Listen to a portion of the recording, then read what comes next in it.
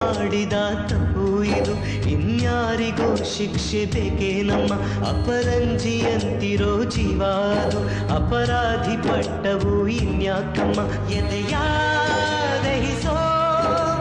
ದುಃಖ ಮನೆಯಲ್ಲಿದೆ ದೈವ ಕ್ಷಮಿಸೋ ತ್ಯಾಗದ ದೇವತೆ ಸೆರೆ ಮನೆಯಲ್ಲಿದೆ ನೆನ್ನೆಗಳ ನೆನಪುಗಳೇ ನಾಳೆಯ ಭರವಸೆಯೋ ನಾಳೆಗಳ ಕನಸುಗಳೇ ಇಂದಿನ ನಂಬಿಕೆಯೋ ಕಾಂಚನ